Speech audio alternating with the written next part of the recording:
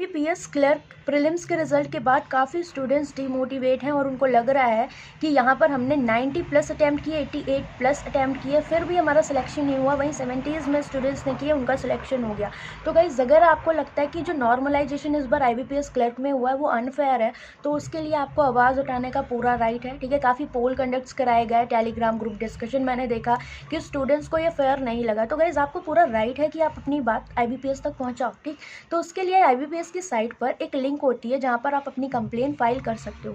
अब इतने सारे स्टूडेंट्स ने पोल में हिस्सा लिया है, तो आप थोड़ा सा कष्ट और करके, अगर आपको जो चीज़ फील हो रही है आपके एंड से नहीं सही है, तो आप जाइए, लिंक मैंने कमेंट सेक्शन में दे दिया, आप जाकर वहाँ पर कंप्लेन करिए। ठीक, लेकिन इसके बाद आप अपना बहुत ज़्यादा टाइम वेस्ट मत करिए। आपने कंप्लेन कर दी, आपको यहाँ पर क्या करना है, अब नेता नहीं बनना, आपको अपनी पढ़ाई करनी है। क्यों? क्योंकि अब भाई देखो, रेस में हमें पीछे तो नहीं रहना, क्योंकि अगर हम एक भी दिन पीछे जाएंगे दैट मीन्स हम काफ़ी ज़्यादा पीछे चले जाते हैं स्टूडेंट से। तो आपको अपनी पढ़ाई को नहीं छोड़ना है। ओके, क्लर्क की बात करें तो आपका कट ऑफ हाई जाएगा ही जाएगा। ठीक, बट वही है कि नॉर्मलाइजेशन कहीं अनफेयर है, तो आपको उस पर आप कंप्लेन आवाज़ उठा सकते हो अपनी, लेकिन आपकी अपनी तैयारी को भी कंटिन्यू रखना है। ओके, जहाँ डिमोटिवेशन फील हो रहा है तो फिर से बाउंस बैक भी करना है, बिकॉज आपके अपकमिंग नोटिफिकेशंस भी आने वाले हैं और बहुत लोगों के मेंस के एग्जाम भी हैं, चाहे वो आईबीपीएस पीओ मेंस हो या आईबीपीएस क्लर्क मेंस हो। तो गाइज, उनको भी अच्छे से दीजिए ताकि आपका जो दिन है वो वेस्ट ना हो। कंप्लेन करो, उसके बाद अपनी पढ़ाई पर लग जाओ। मेरी आप लोगों से यही रिक्वेस्ट है। बाकी 2022 के लिए जो लोग तैयारी कर रहे हैं, मैं कुछ चीज़ें बता दूँ जो गलतियाँ आपको आने वाले टाइम में नहीं करनी। पहली बात ये, क्लर्क की आपने देखा, चाहे एसबीआई क्लर्क हो, आईबीपीएस क्लर्क हो या अपकमिंग आरबीआई असिस्टेंट हो, आपकी कट ऑफ्स हाई जाएंगी। दैट मीन्स आपको ऐसे प्रिपेयर करना है कि आपको पहली बात कोई टॉपिक नहीं छोड़ना है। ठीक, अगर आप कोई टॉपिक मिस करते हो तो आप प्री लेवल का, मतलब आप कट ऑफ में कहीं ना कहीं दिक्कत आपको क्रिएट होगी। क्यों? क्योंकि आपका पेपर ईजी आता है, तो फिर वहाँ पर आपके जो सेलेक्ट होने के चांसेस होते हैं वैसे ही बहुत ज़्यादा चैलेंजिंग हो जाता है आपके लिए। ठीक, तो अच्छे से प्रिपेयर करो अपना। DI section, arithmetic section, puzzle section हो गया, इंग्लिश सेक्शन हो गया, इसको जितना ज़्यादा हो सके स्ट्रॉन्ग करो और एक्यूरेसी भी मेंटेन करो। ठीक है, तो ये सारी चीज़ें डेली प्रैक्टिस से आएंगी। ओके, बाकी आपका क्या होता है, जैसे आप 2022 के लिए प्रिपेयर करो तो अर्थमेटिक चैप्टर्स होते हैं जो काफ़ी स्टूडेंट्स को प्रॉब्लम क्रिएट करते हैं। तो जो बिगनर है उनके लिए मैंने यूट्यूब पर फ्री कोर्स पूरा पढ़ाया हुआ है, जीरो टू जेनेथ का।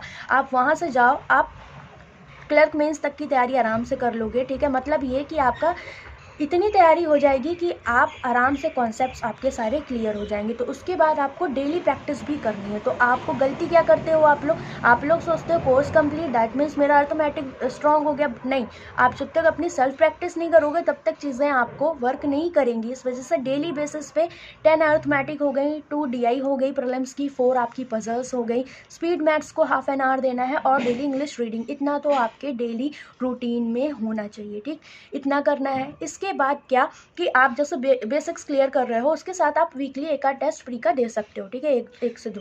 बट जैसे ही प्री का नोटिफिकेशन आता है, आपका डेली बेसिस पे प्रीलिम्स के मॉक टेस्ट स्टार्ट हो जाने चाहिए। और साथ में क्या, साथ में आपका जीए डेली बेसिस पे स्टार्ट हो जाना चाहिए, चाहे आप वीकली कंपाइल करके पढ़ रहे हो चाहे जैसे पढ़ रहे हो। ठीक है, वीकली मैं वैसे प्रेफर करती थी, तो आप वीकली करिए, लेकिन प्री के साथ ही स्टार्ट कर दीजिए। क्यों? क्योंकि अगर आप मेंस के प्री के रिजल्ट के बाद स्टार्ट करते हो या प्री के बाद, तो आप पे बर्डन दुगना हो जाता है। क्योंकि आपको क्या करना है, आपको मॉक टेस्ट में भी अच्छा परफॉर्म करना है, बाकी सब्जेक्ट्स भी अच्छे से पढ़ने हैं, और फिर जीए को लर्न करने का लोड आप पर आ जाता है। फिर चीज़ें याद नहीं रहती हैं, आप परेशान होने लगते हो। इस वजह से अगर शुरू से आप अपनी स्ट्रेटेजी सही रखोगे तो आपको प्रॉब्लम नहीं आएगी। ठीक, और इसके अलावा मेंस की भी प्रैक्टिस, बेसिक टू एडवांस आपको प्रैक्टिस करनी है। अगर आप बेसिक टू एडवांस प्रैक्टिस करोगे दैट मीन्स आपको कोई प्रॉब्लम नहीं आएगी। क्यों?